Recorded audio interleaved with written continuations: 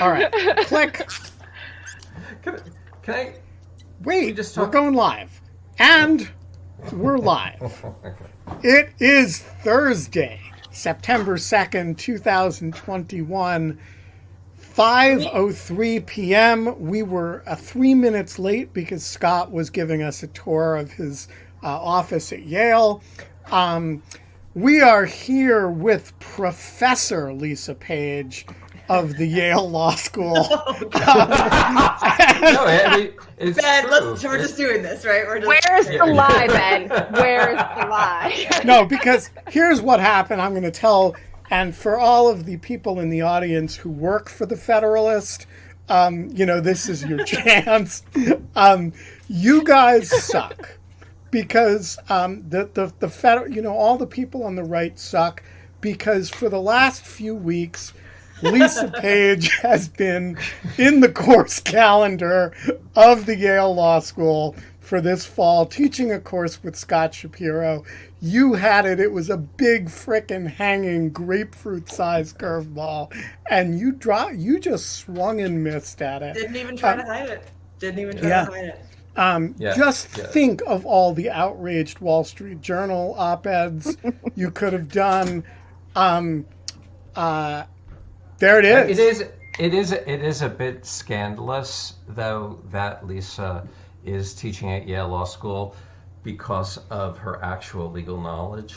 It's really You've really done much more than the people here. I'm like, oh dear, help us.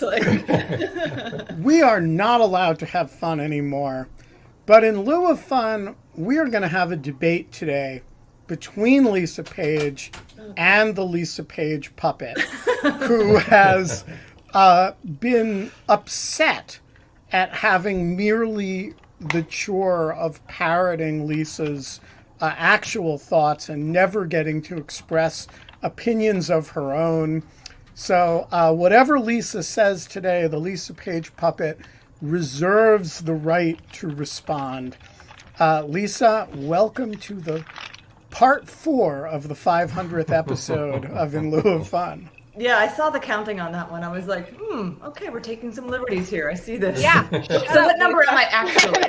We don't know. You're probably 503, but we're not sure. We're resolving a rounding error. Yeah. There's like a whole thing.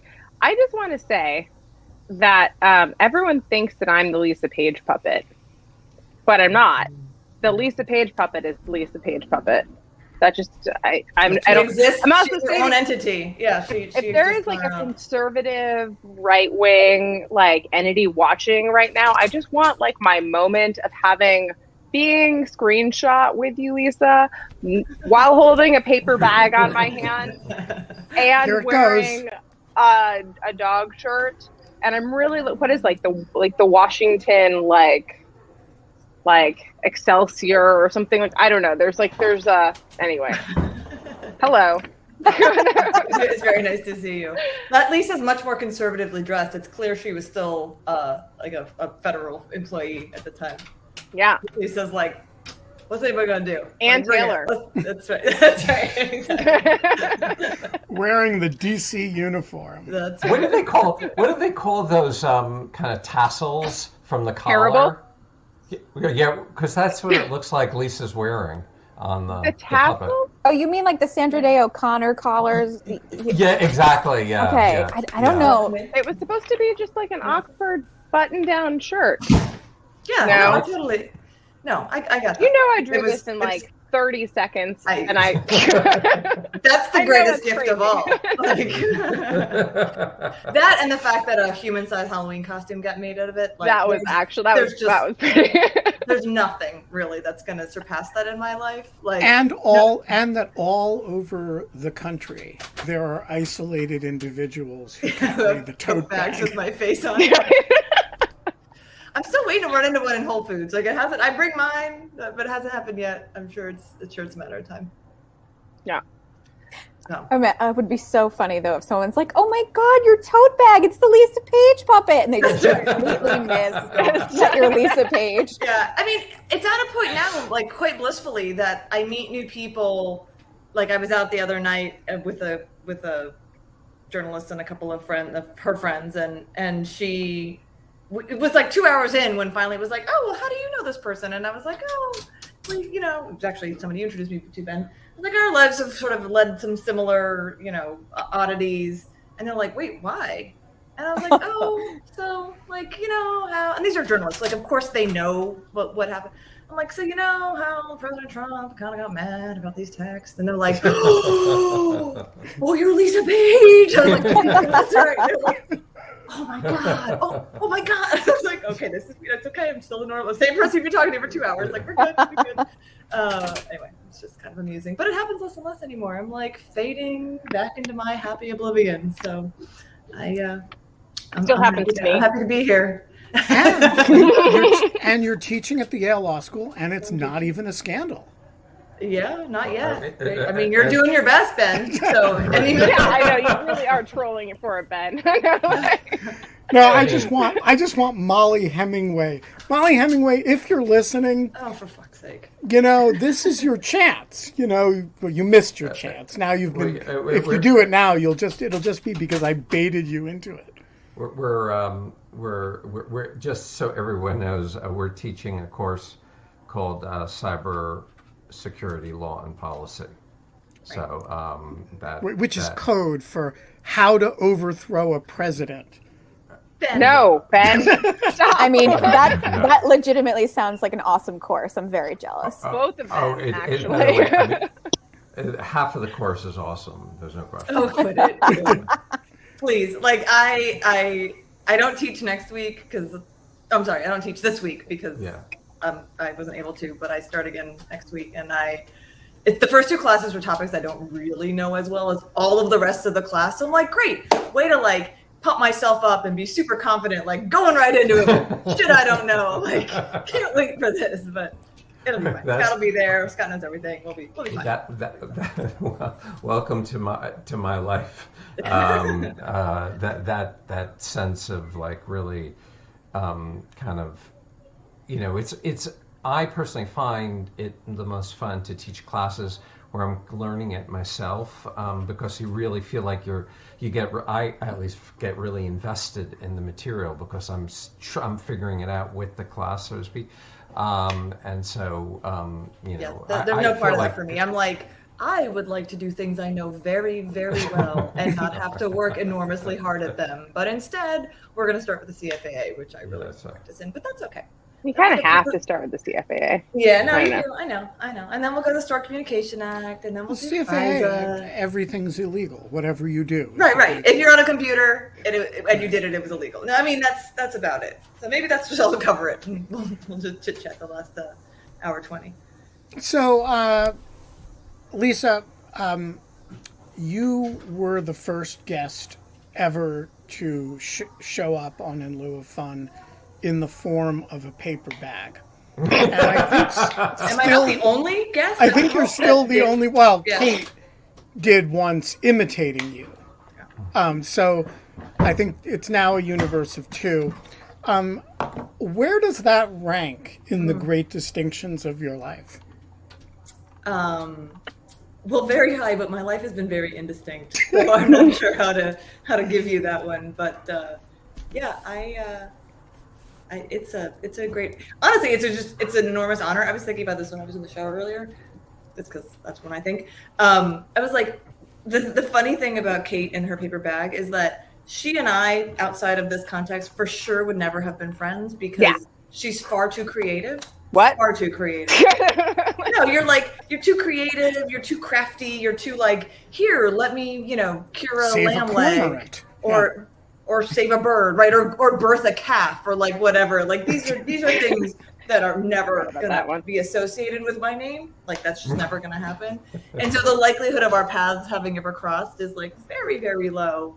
And now, like, she drew my face on a paper bag. Like, and it's totally recognizable as me. And she even got a mold that I didn't even really realize I kind of have. Like, it's over here somewhere. Like, I know, I just don't pay attention to it because I've had it since I was born, and I kind of forget that it's there. And then when it happened, I was like, oh my God, I do have a mole, don't I? Wow. Anyway, it's very observant. Very, yeah. Well, so there you go. So I have another very serious question for you, Lisa. And in fact, all of these questions today are going to be very serious. I have no doubt. Yesterday, Pete Strzok basically denounced dog shirts. Yeah.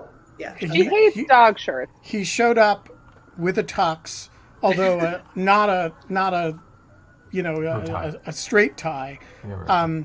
And he said he had disdain for dog shirts, thus attempting to pick a fight with the entire In Lieu of Fun Crew. Yeah. host crew. And so, you and I have been good friends for a while now. I want your honest opinion. How do you feel about dog shirts? Are you pro or con? Ben, I love you with my whole heart, but I loathe them with a fiery passion. They just offend every sensibility, not just sartorial ones. Like, there's just no good place for them anywhere in this world. And yet you wear them with such pride, it makes me want to hate you. But yet, here I am, still your friend, and notwithstanding your sartorial choices. So, I'm with Pete here. Sorry. I do find when I wear the dog shirts, they're a frickin' Rorschach test with people. I mean, you walk down the street and people come up to you and say, "I love your shirt," or people come up to you and say, "How can you wear that?" Like, that's just atrocious. Yeah, no, look, you don't have to care about clothes. You do not. And that is okay. We all are all different people. And this is what makes the world great. But I care a lot about clothes. Yes. Can I just ask, and of course I respect your opinion about this, but could you say what you don't like about the dog shirt? Oh, God. It's just, it's like neither, It's neither a dog nor a shirt. Does it bother you that more and more people on this show are wearing them? Well, I didn't know that, but if I knew that, then yes, it would. Because Kate's wearing one now. Genevieve's got a dog shirt. Genevieve's is Tasteful. No, but she has this one too. What you're looking for. I have the yellow lab, and I do enjoy the yellow lab equally. And she even pressed it the other day for the show. Yeah, I'll wear a shirt with any number of cutely patterned animals on that. Like I have one with sparrows. I have a dress with squirrels. Like I go put my squirrel dress on. Like, but it's cute. It's not peculiar. Like the nose on Kate's. It's just like 3-dimensional. It's like the 3-dimensional part of it. It's like the excitement that maybe you're really close to a dog, but then you find out it's just Ben in a dog shirt. Body, like. So a lot of people are saying in the chat that it's the nippliness of it. No, it's not. I hate to say that this is not. That was Virginia Heffernan's comments about it. The dog shirt was nipply and weird. Was her line? Yeah. I get it because I was very triggered by J.D. Vance's video. So what was J.D. Vance's video? He had this video where he basically tried to cancel the Afghan refugees, basically. Really? He was wearing it. Basically, he was just saying we should not take one Afghan before all the Americans are out. I mean, it was grotesque. And he was wearing a T-shirt. That's right. A T-shirt. Yes. But let me just simply say it had certain commonalities with the dog shirt. Okay, I'm going to look this up now. See, I got my share of shit because, of course, I went to Ohio State. And so I got a nice solid, like, oh, look who's now, adopting your school. And I was like, yes, except that he didn't go here. He went to the Yale Law School. Yes, I know he did. Yes, I know. Did you have him as a student, Scott? No.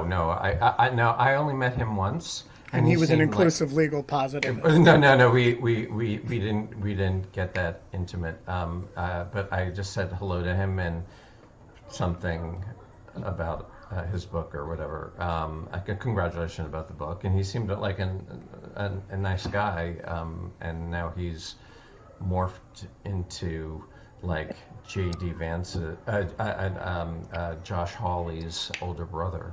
Yeah, I met him at David Fromm's house for dinner once, and he spent the dinner congratulating himself about how much he had given up for his anti-Trump position. And I am frequently reminded of this conversation by his daily antics, having decided apparently that he no longer wants to give up any of that. His wife seemed very nice. No, this is what Schmidt found out. Carl Schmidt. So I'm sorry to derail. Were they friends?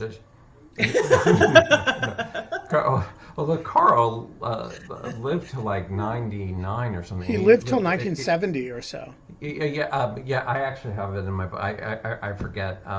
But one of the things that Schmidt found, he said the true victims of the Germans were the Nazis with whose party number was over 1 million, meaning that if you weren't in at the beginning, you would be caught between two things. That is, you'd never be Nazi enough, or you join the Nazi party. And so, I mean, of course, in Carl Schmitt's like melodramatic narcissism, he had to make it about him.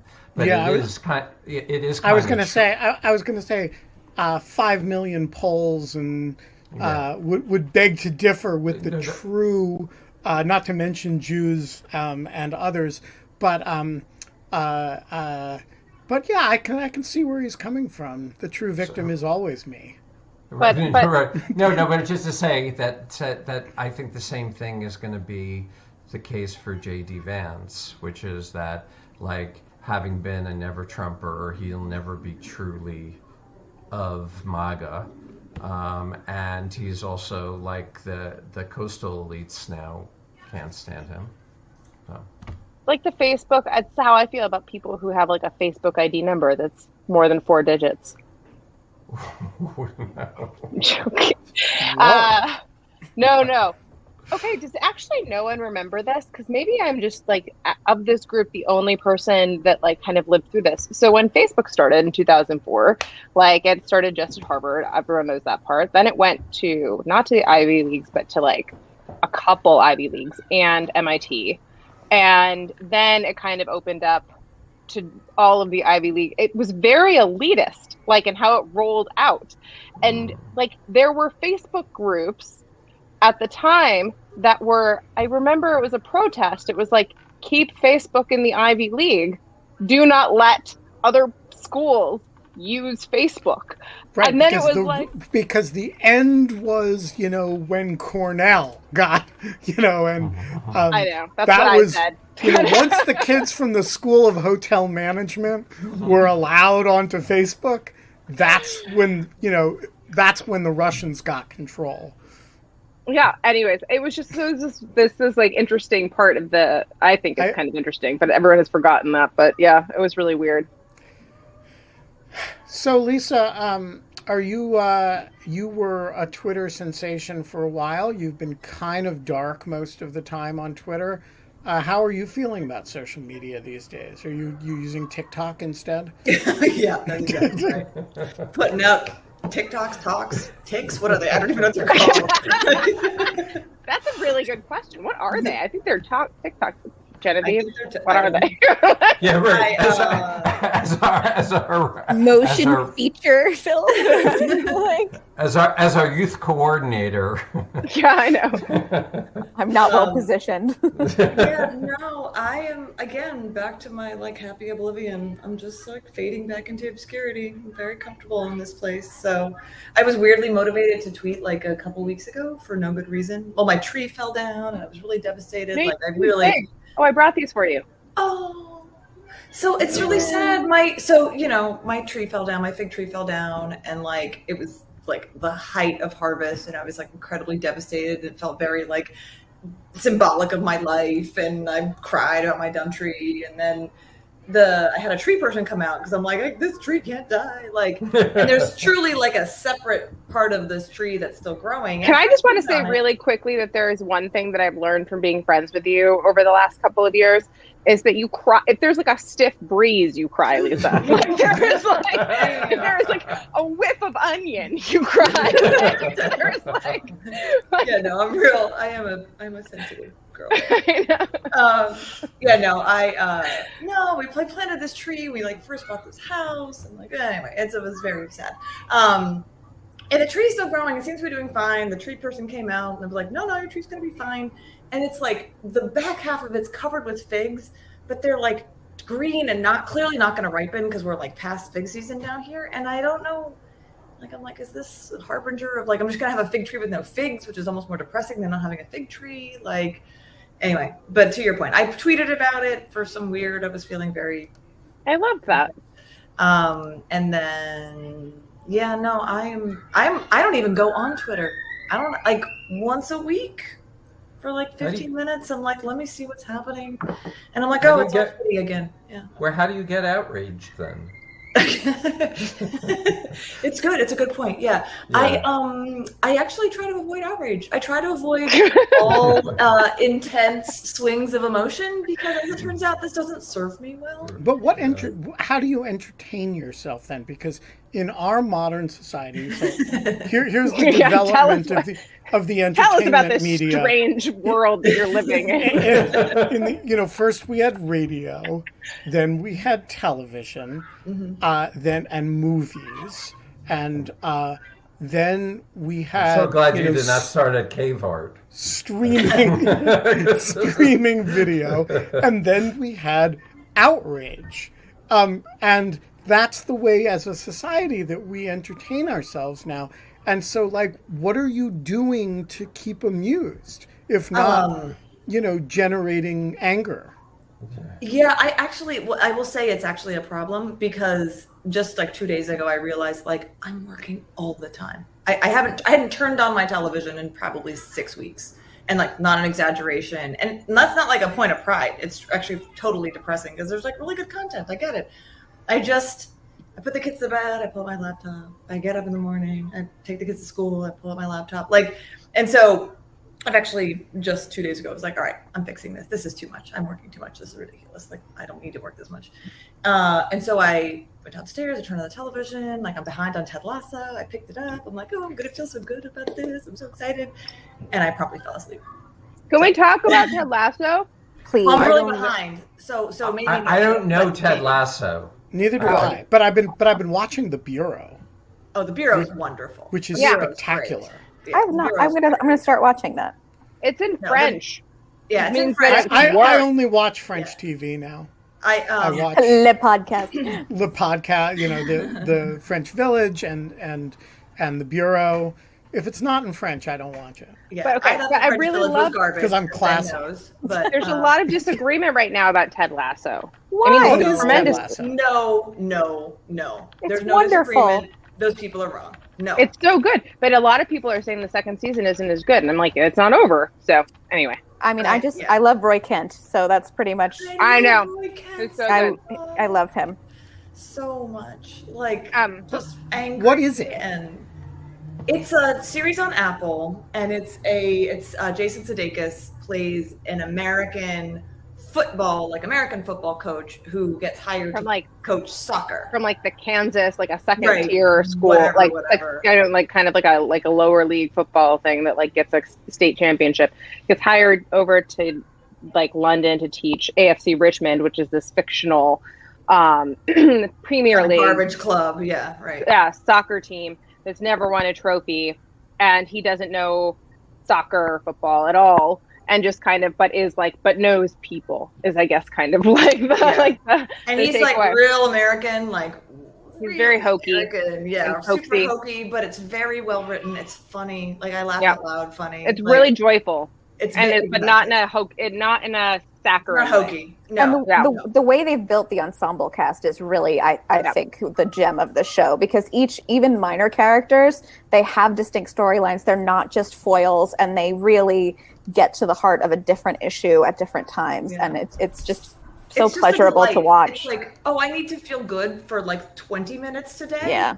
You can go to Ted Lasso. Like it's a guarantee. But Yeah. you promptly fell asleep. Well, yeah. Well, that's just That's Lisa. Yes, Sorry, Lisa. also true. Also true. I still sleep like shit. I mean, like, some things are evergreen, and my being a trash sleeper remains a part of life. A trash sleeper? I've never What does heard that mean? phrase. Like before. garbage. Like I'm a Garbage sleeper. Like, yeah. I just. Wait, I'm sorry. What is a garbage sleeper? Like I'm bad at it. Like it's not a. It's not. She's a skill. garbage at sleeping. You meaning that you have insomnia? Yeah, probably. Kind of. I mean, it's Or really something. depression, probably, but like potato. I see. If you ever wake up really early in the morning, Scott, and you can't go back to sleep, and you just want to chat with somebody, it's a great time to text Lisa, because whenever you get up, she'll be awake. She's up. There was a good period of time in there when like Ben was in the like throes of the Trumpy town, and I was in my own throes of that world, and like both of us were not the greatest sleepers. And like 4:25, you'd be like, You "Hey, up? you up?" Yep. Been up for about 20 minutes. You? Yep. That was like a year where we would like, wake up at insane hours of the morning and just know the other one would be somewhere on the other side of the city awake as well. Correct. What's going on? Hey, speaking of, this is related to nothing and no one else will care, but I took a solid core today, Ben, that was so freaking good and awful hard. But like, it was the first time I'd taken this teacher before. It was a really good class. So I'm going to come down. Solid core. It's the best exercise on the planet. So, Okay. yeah, so this is this crazy exercise regime that is kind of like if Himmler had designed a Pilates studio, Okay. it would have been like this. You're not making the case that I think you think you're making for this. Well, this is how I introduced Lisa to it. I said, just imagine that, at Bagram in the worst part of the secret prisons program, they did Pilates. And some people Pilates Reformer, because it's on the like right, it's on a thing. machine. Yeah. And and there's somebody there to scream at you and yell at you. It's exceedingly unpleasant. And once you've done it a few times, no other exercise You'll never stop. will really do it for you. I absolutely want to do this. It's enough reason right there. It ruins all other exercise. It seems like a great reason not to do this. Like, I've never met anybody like super jacked men, like itty bitty women, like anything in between, who isn't like, it's the hardest thing I've ever done in my life. Like, it's the hardest exercise, and I hate it, and yet I go 3 times. And yet I'm totally addicted to it. Exactly, I cannot stop. Outrageous amounts of money to keep doing it. In fact, when I was in New York last week, I was like, oh, there's solid core studios here. Like, let me look it up. And it was so much more expensive than it even is in DC that I was like, I cannot pay $42 for a 50-minute class. Like, I just was like, forget it. I'll just run. It's fine. I only know one person, and it is a former In Lieu of Fun guest who, to avoid HIPAA violations, will remain nameless, who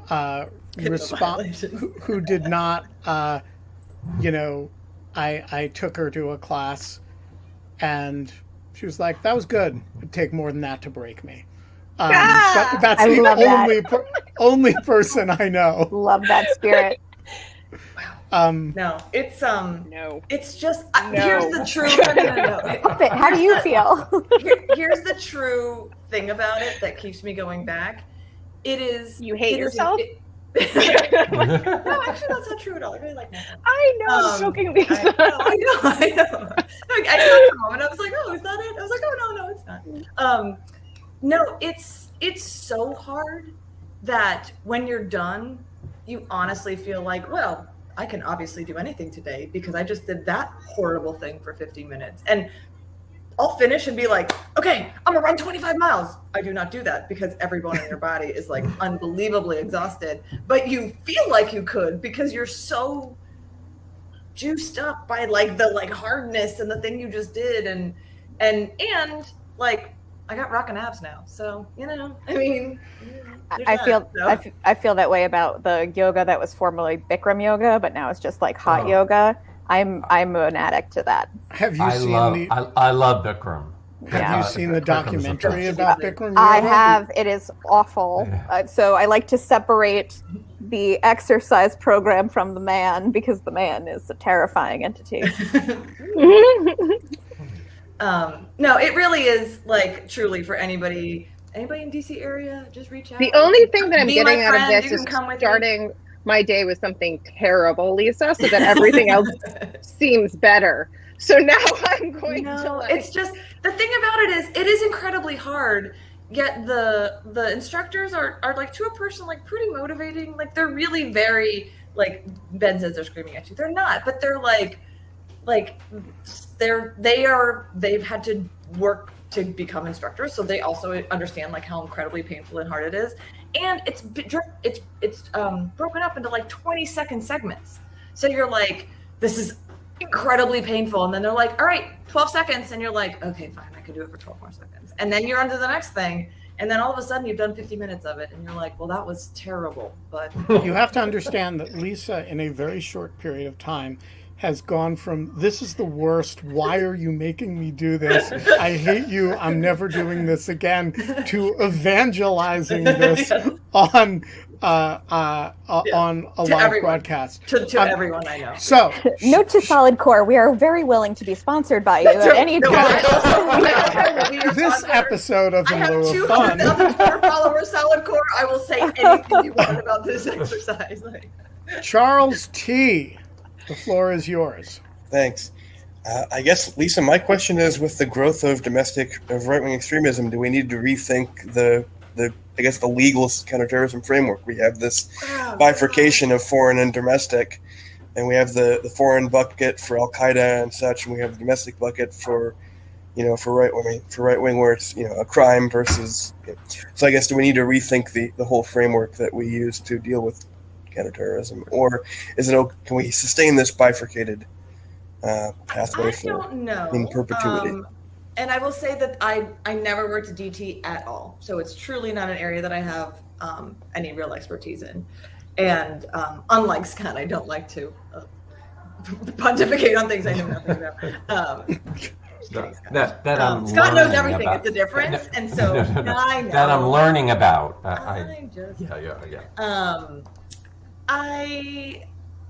It's a complicated question in the United States, in part because of the First Amendment. I think in part because of our like freedom of association.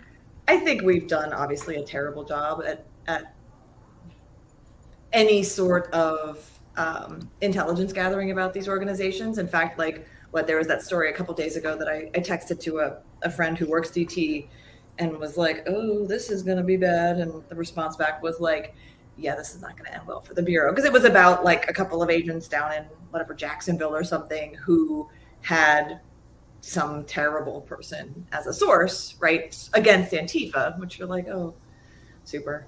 And priorities. Yeah, well, I suspect this is not going to end well for the Bureau, which of course makes me super sad because I still love that place.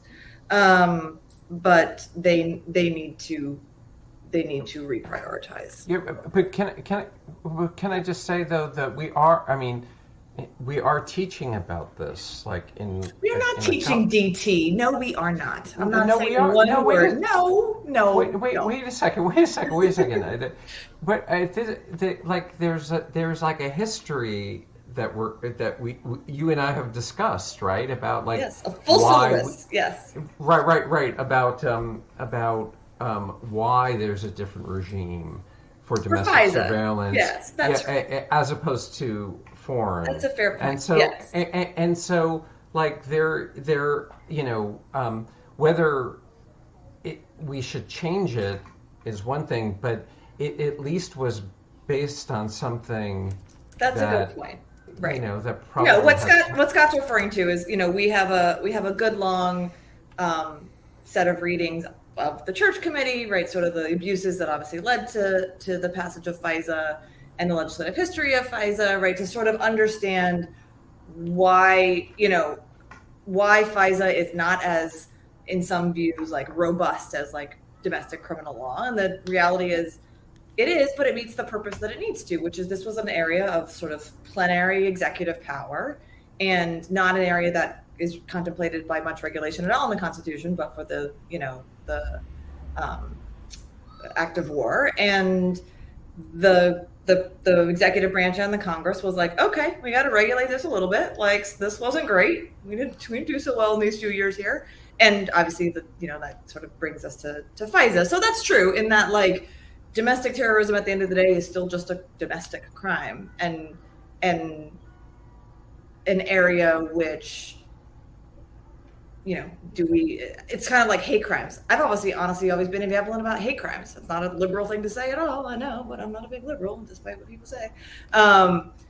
Because it feels like, oh, we're punishing for the thought of the criminal activity and not just like a murder's a murder. Is it worse because it was motivated by animus? Like, I don't know. It feels a little funny to me, honestly, but. Yeah, by the way, I completely agree with that about the hate crime, thought crime thing. Me too. I think that's a really big problem with that kind of legislation. But just about the reason why I said domestic terrorism, we're talking about is because in the church committee, some of the readings that we're having is precisely that, like, the FBI was claiming that Martin Luther King and civil rights activists were domestic terrorists, and so there are kinds of abuses that the distinction is meant to protect against, even if maybe some of it needs to be rethought. Right. Interestingly, Scott, a friend of mine sent the original wiretap order for Martin Luther King, and so. Wow. It was under the condition that I'm allowed to pass it out, but not give it out. And so, but anyway, I forgot to send that to you, but I'm gonna, because it's kind of so cool. And it's I want to see that. Super cool. It used to be on the director's desk under the glass. Wild. Jim Comey always had it, but it's like, it's kind of crazy because it's like, here, I'll see if I can find it real quick. It's like 2 sentences. Yeah, it's real. You're like, oh wow, and like Carter Page got a lot more process. Thanks, Ben. Hey, that's a good thing. It is. Ducks with Pants. The floor is yours. Hello, Professor Page. I was wondering, since you've now had the distinct honor of having a paper bag avatar on Kate's wall for the past year or so, I was wondering who you would have a paper bag puppet of on your wall if you had the opportunity to choose to have such a medium of communication. That's such a good question. I'm not good at these questions because I'm not that funny and creative. It's true. Oh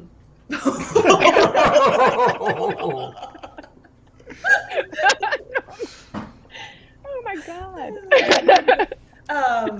Okay, I will answer that question, but I'm gonna have to give it a little bit of thought. I have another one for you to think on. Yeah. If you made something 3D in the style that is the dog shirt, but not a dog, what would it be? Nothing. There's no good thing that looks like that. Nothing. No. Wait, so you wouldn't like a cat shirt like that? oh, cat shirt. Yes, that's what I was thinking. Rhinoceros? No. Yeah. All right. What about an Escher painting? Yeah, that's a good one. No. I'm just, I'll stick with my squirrel dress. Like, that's There's nothing good that looks like that. It's really cute. What about just about my white T-shirt? Is this okay? You're fine. You're not offensive. Scott, nobody really cares about what you're No. Scott, that's it's fine. It's not shirt. offensive. It's not offensive. Mr. Bots. Well, good afternoon. Hi. Great to see you. Great to see everybody. Welcome back. I got Nina for you. Thank you. You requested Nina. Absolutely, Nina is the best. So I did want to let you all know specifically, especially you, Lisa, that the Lisa Page puppet really served as initial inspiration to me to do different backgrounds. And I know you haven't, maybe you haven't seen every show, maybe you have, but I have different backgrounds for different days based on the guest. And so I am honored that today we can bring up the Lisa Page also. Congratulations, 500 episodes. Think of it, you were the inspiration. That's awesome. I in the early days I watched a lot of shows. I don't have the time much anymore, but yes, I regularly saw them and was just like, it's tickled but also surreal, because you're like, why do people care to have my face on the wall? Like, this is amazing and insane, and I just can't believe this is my life. But yes, thank you, David. So, serious question. Do you have tips or suggestions for others who might find themselves targeted by an internet army of trolls? And have you learned any lessons that you would want to share? Oh yeah, I'm interested in that question too. That's a great question. I feel ill-suited to give advice, but it just will get better. Like, it will be bad for a terribly long time, and the only thing you can do is just get up every day. It's really like, it's a lot of grace for yourself, right? It's a lot of patience. It's very I've talked about this before, but it's very lonely, and it's very, even people who care, and particularly those like employers or whomever who are just sort of like, I get it, things are bad, but like, you gotta do this thing. And it's very hard, because there are times where you're like, I can't do any better than I'm doing. I literally can't do any better. And for somebody who's always been able to just like muscle through and keep it up, like, it's very sort of identity destructive, but that's not a real word or term, but whatever, hopefully you know what I mean.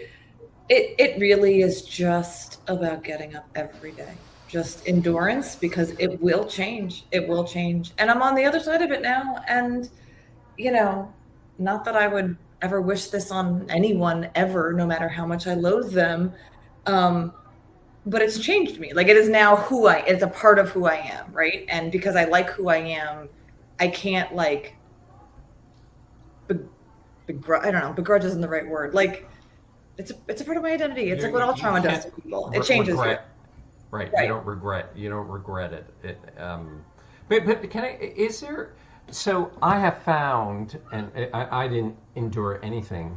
I've never, none of us have endured anything like what you endured. But also, Scott, you would enjoy it since you so relish internet hatred. But sometimes it gets a bit much. It gets a little hot even for Scott sometimes. Right. So if you mute the conversation, like, it goes away. I mean, it's as if it really never happened. I'm wondering if the advice for somebody going through that is like, stay off of social media, stay away from the news. Or do you feel like you need to be? You can't. Like, I did to the greatest extent possible. I mean, I didn't go on Twitter until December 2019. That's 2 full years of no social media presence, not knowing what was going on, not really tracking the news.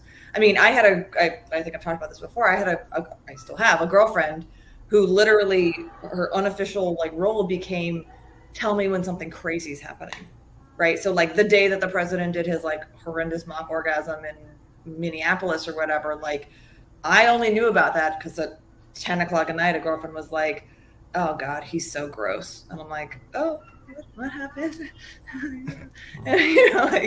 And I was like, is he being like cruel again or something? And she's like, it's really bad, Lise. And I'm like, okay, well, send it, like, I avoided it for years, or I did my best to avoid it for years. It doesn't really matter. it really, there's no like, and ultimately I got on Twitter purely in an effort to like change the narrative. It's not possible. You can't rebut that. There's no way to kind of to challenge that kind of platform. But it doesn't really matter, especially at least with mine. It was so saturated, that there wasn't really any escaping it. So I'm not sure that really answers it one way or the other. Okay. Jim McGuckin, the floor is yours. There's an old saying about let sleeping dogs lie, and Moose was asleep, so I just feel bad about picking him up, Now he's giving me the long stare about, why'd you do that to me at my beauty sleep? Ms. Page, I'm not really sure. I want to break the general theme here. I was going to ask you a national security question. You are an expert in national security, right?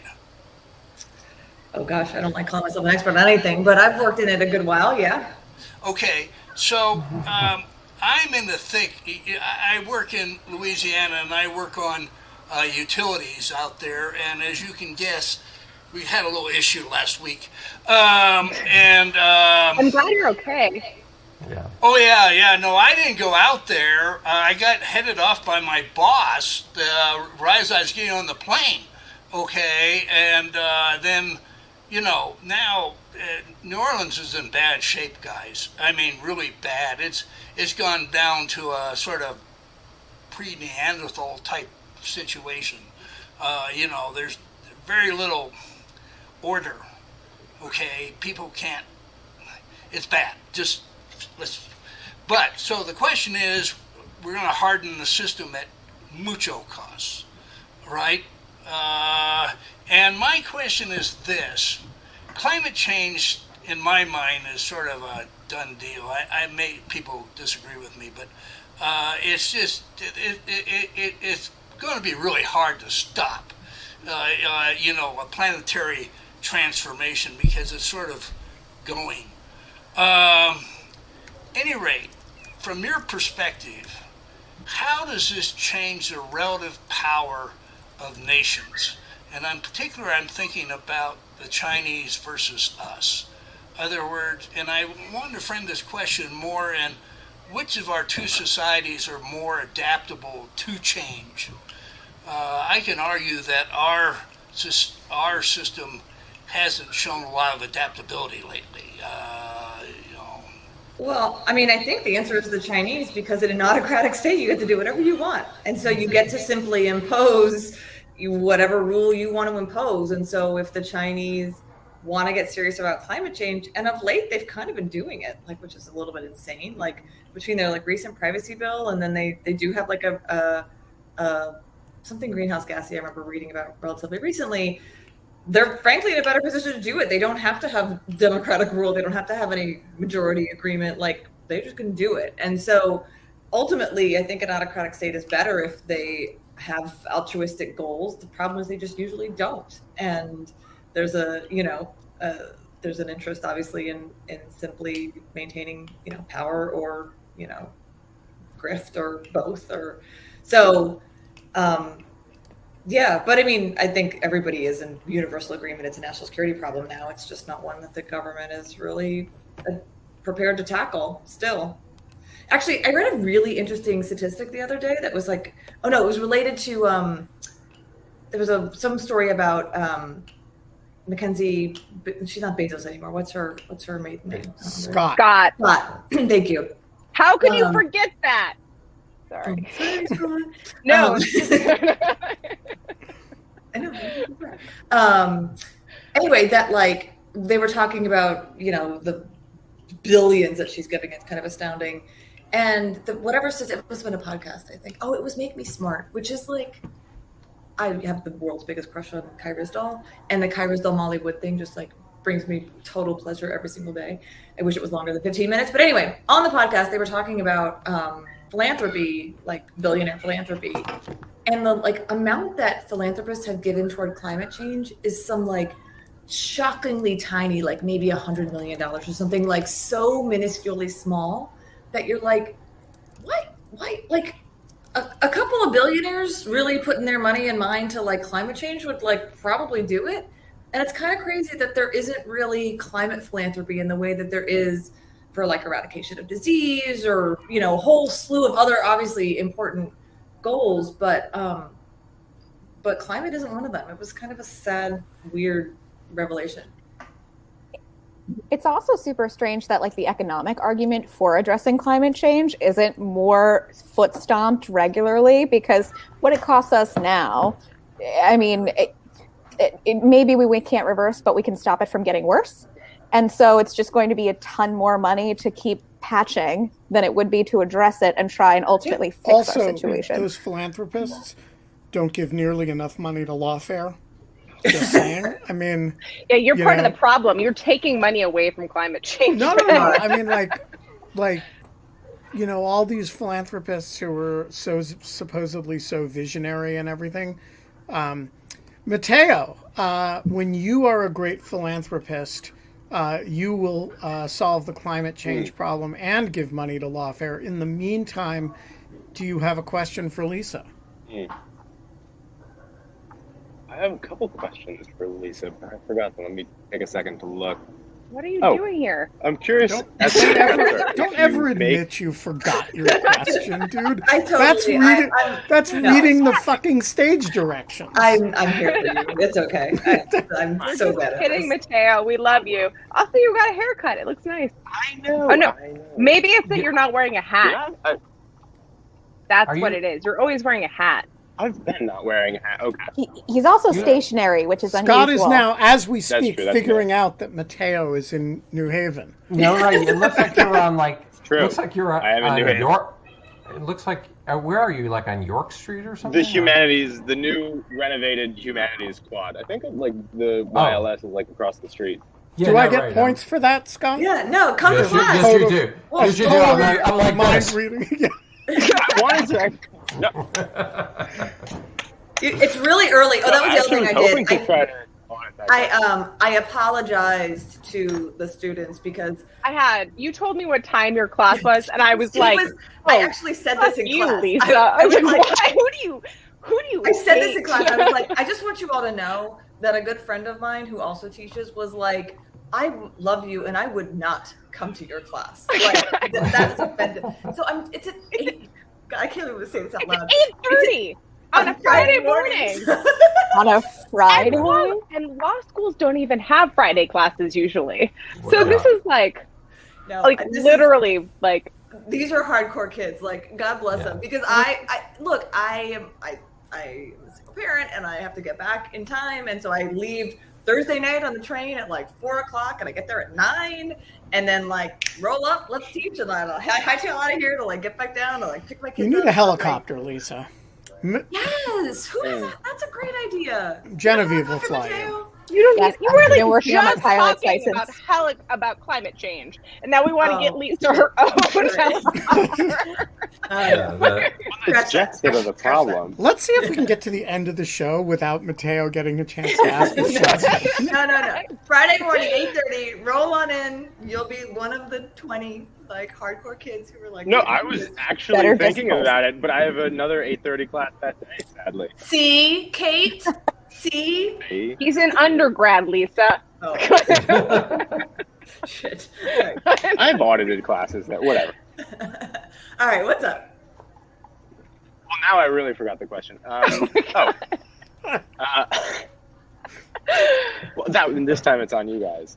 I'm wondering what you're doing as a professor these days to make sure you don't graduate folks like the ones we see in the news or on Twitter or starting the Oath Keepers. This isn't my job at all. This is the good news. Is that I get to punt all of this to Scott, and I told this to the kids also because one of them had a question about the paper or something, and I was like, oh yeah, I have no useful information here. Like I'm just here for the fun parts, which is the teaching. Like Scott's doing the admin and like the grading and the papers and the things. I'm basically the RA.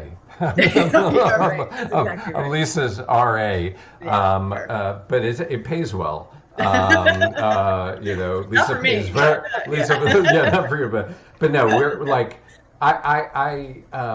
my thought was like, why? I mean, you could do this in the middle of the night, and we'd have students showing up to listen to Lisa. So that was the idea. It's really amazing that your class is so large. I actually was like incredibly impressed. I would never. I really like. It really does. Like it really does impact like what you teach, obviously. But like when you offer it, like makes a huge difference. So that you have such a robust like turnout is like pretty incredible. And 2 kids didn't know who I was. I was like kind of tickled by it. I was like, at one point I was like, all right, like I was giving a little bit of bio, like, oh, I worked here. I was like, oh, hold on a second. Like, I assume everybody here kind of knows my crazy ass story of the last like 4 years. And most people were kind of quietly like, yeah, we know, like, I was like, okay, does anybody not know? And there were like 2 kids. And I was like, wow, well, that's great. Like, we'll get there. You live like, under a rock. Well, like one was like an international student, like, which is of course understandable. And yeah, anyway, it tickled me. We are going to leave it there because it is 5:58 and the last 2 people I invited on the screen have not shown up, and thus their questions are going to be skipped. Although I do want to... You said that so punitively. Actually, though, Oblio23's question, though Oblio did not make it onto the screen, deserves an answer in particular. Oblio writes, Kate, my dog caught a bird this morning and brought it into the house injured. Why did she get the national security question? I thought you get the injured animal questions, Kate. There's no question here. Come on. I thought it was hiding behind a bookcase, but now I can't find it. Should I just leave it be and hope for the best? What is this okay, what yeah, what do you do when the cat brings in an injured bird and it goes missing? Well, then either the cat has found it again and you just don't know about it, or it's like skittered itself off to somewhere and you will probably find it when it starts to like smell bad. Yeah. Or, I don't know. Actually, birds are shocking that like they stun themselves a lot by like running into windows and stuff. Has this happened to you guys? Like I've had like a lot of birds run into windows or sliding glass doors, and then I have run into windows. Many. I mean, like so is my 7-year-old. Like he does the palm. The palm in Washington D.C. Right? Like I think that's like there's a big mirror. From going from one room to the bigger room, and I walked smashed my face right into there. It was like everyone in the entire restaurant turned around. So please be kind to birds who run into. I was gonna say that when birds do that, they often are injured. They're like stunned, and then they're freaked out, and then they'll be fine. So that might have been what happened. Also, Windex, we will be willingly sponsored by you as well. I love the advertising grift that like Genevieve is running for us. We'll be back tomorrow. Lisa Page, you're a great American, and it's great to see you. And let's do Solid Core next week. Yeah, I can do next weekend. I'm around. All right. Who wants to join us? Come to Solid Core. We'll. No, absolutely not. But meanwhile, the 500th episode of In Lieu of Fun ends tomorrow with Ada Palmer. And if you're one of the people who has never seen an episode with Ada Palmer, I've never. This is awesome. I'm gonna send you the first one because it was like hyping it because like Scott's like gotta see it and meet Ada. Yeah, I mean Ada is really, really intensely like, wow, there are people who are like this in the world and like who just have this brain that I don't have and I'm never gonna have and like, but wow, that's cool to like witness. Yeah. Yeah, it also makes you feel so much better that she exists. Yes, it is actually really a weird thing of not being shamed about it. Just she's just so like, kind and lovely that you're just like, oh, we're just really glad that you're like a national treasure. Like, I think we should have her talk about tomorrow something that she's never talked about on the show, which I learned about when I had dinner at her apartment, which is the simulation war game that she runs with U Chicago undergrads on the... She wrote an entire video game about settling a new country in order to teach... Or not country, like planet, sorry. This is a different Exoterra? one. They do a war game, a role-playing game of the selection of a Renaissance-era pope. Oh, that is different. I'm so excited. And it is... She's a Renaissance historian. So elaborate. And we got to get her to talk about that. Yeah. So, all of that will be 22 hours and 57 minutes from now. And until then, Lisa? We don't have fun anymore. But in 72 hours, I'm going to be 42, and it might be sort of fun. Happy birthday! Happy birthday!